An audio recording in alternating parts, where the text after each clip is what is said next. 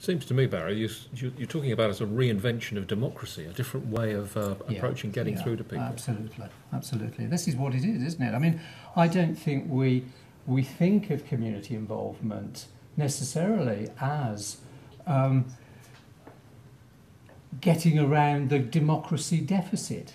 But actually, I think that's what it is. It is about improving the state of democracy in this country, and nothing short of that. Mm-hmm. Thank you. Alison, briefly from you and then back to the audience. Yes, I just wanted to come back in. One of the barriers that we've talked about getting people involved is that it is very high level, a lot of this community involvement. When your local planning authority is asking you to get involved in the local development framework, people don't understand how it's ever going to affect them. And it's the way that you can get the community involved is to particularise it for them. They have to know exactly what it is they're signing up to, how it's going to affect, their back garden or their front path. It's and the big problem with a lot of the sort of planning language and the way that the planning process goes is it's very top down, and we want it to be more bottom up. Which is one of the great things about Shanks doing the Love Easton project, because that's the community telling the planners what they want in their community, not the planners coming along and saying, right, we're going to come and impose a neighbourhood plan on you. So. Okay, well, back to the audience at this point. Eamon, what have you made of what you've heard so far? I'm quite excited by what people are saying. I'm picking up very good tips on how to do things better. I'd like to throw a spanner in the works, however, by asking the panel for their advice on how to maybe avoid those perennial weeds, perhaps, the ones that turn up and they're single issue campaigners or community leaders who have their own hidden agenda. And who tend to dominate the process, and I think that skews the process and gives you a false impression. Have you any tips on how to even things out? Okay, we'll come back to the panel. It's beginning to turn into Gardener's Question Time now. But there's a lady at the back there who has a point as well. Yeah, my name's Claire Wilkes and I'm an urban design student.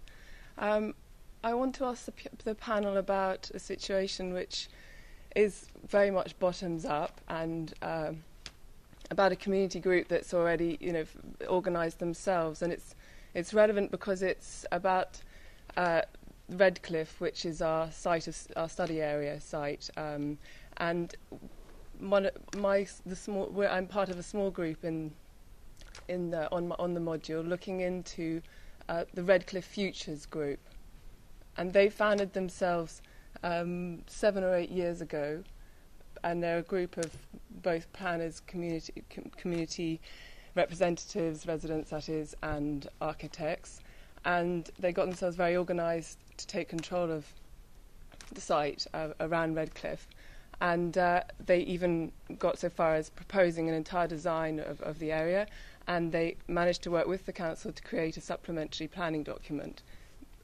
in 2006. But the thing that's interesting is that since then there have been 3 development projects in the area, and in each one of those, in fact, the SPD3 that they created has been more or less ignored, and it's very, very sort of disappointing, and they're very disillusioned. What does the panel think of that? Okay, thanks very much. We've got 2 questions there. I think, Craig, we'll go to you on the weeds, avoiding the weeds. Yes. And the single issue groups and the awkward customers. I'll do that as well. And you'll do that as well. Okay. Okay, and I should come back to we're doing some of the proposals for that site as well with a different development team. Yes, perennial weeds and single issues. I think sometimes single issues are quite important. Yes. We've got to establish just how deep-rooted this weed is before we try and pull it out and say, no, that's not the issue we want to deal with. But yes, you do have to watch out for somebody who will not it's like a dog with a bone, won't let it go. So I don't think I have any trick apart from get as much of the marketing in place, get as much of the engagement going as possible, and bring in as many voices as you can by the techniques we've been talking about. because then the single issue either gets reinforced that it is the issue that needs to be dealt with, or it starts to get put into context by the other issues or ideas or emergent hopes for the area. So I think we just got to work, it's working hard to get as many people involved in the dialogue as possible. And on Redcliffe, without any... Yeah, we've been involved in that site twice. And so I think the issue with bottom-up approach is that the next step on the development rung isn't there. There isn't a level by which then a group like Redcliffe Features can then start to access the finance that needs to be in place, go through the quite sophisticated development process in terms of getting your bank on board, a risk because you're a group, will that group hold together? And if you were trying to develop, it needs to be sustainable in many senses, but economically. And a bank looks as a community group as a whole bunch of weeds, single issues, all sorts of things. So for me, it's about there are just the bottom rung of the ladder for bottom-up development isn't there. There are organisations that are looking to try and put this in. Community interest groups can be formed. There are funding. There's credit crunch.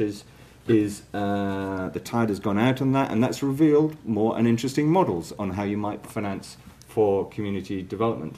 It just so happened we're working with the Triodos Bank, who is very good at that, and they are one of the clients we've been looking at that site again with.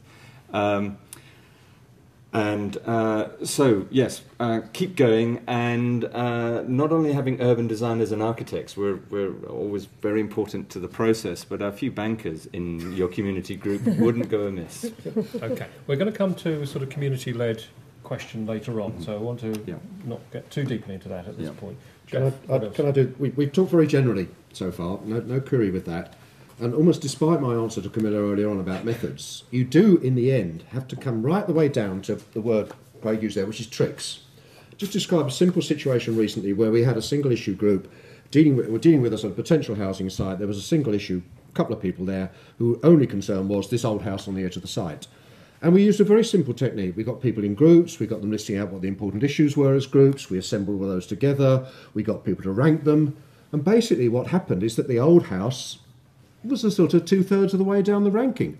I wasn't telling them that. I wasn't disagreeing with that. That emerged from that whole group of people in the room. And at that point, it's impossible for that single issue person to dominate that because they are dominating against the rest of their own community of whom they are a part.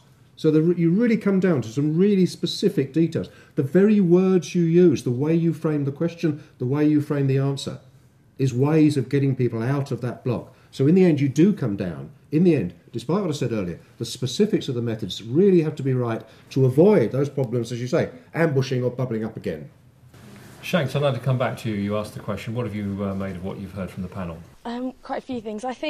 I'm not sure that supplementary planning documents work. I think with the regeneration document that we're trying to create for the ward of Easton, just in Bristol, where it's much looser, and it has to be much looser, especially with the sort of change in economic climate. And in terms of sort of marketing and branding, horrible to say, but it does work, and that's how we've worked to engage young people, creative people, and people from different ethnic backgrounds as well. We've created 12 banners that are sitting sort of a bit like graffiti art, some might say, all around different points in Easton, with our website. So we get sort of 20 subscribers a day just through that, wanting to find out more and sort of being punchy with our marketing to get them to wonder what's going on and what is Love Easton about. So there's definitely using marketing and branding, and I think that's something architects have very rarely for the last 30 years used as a really good way of engaging with people, is really key now.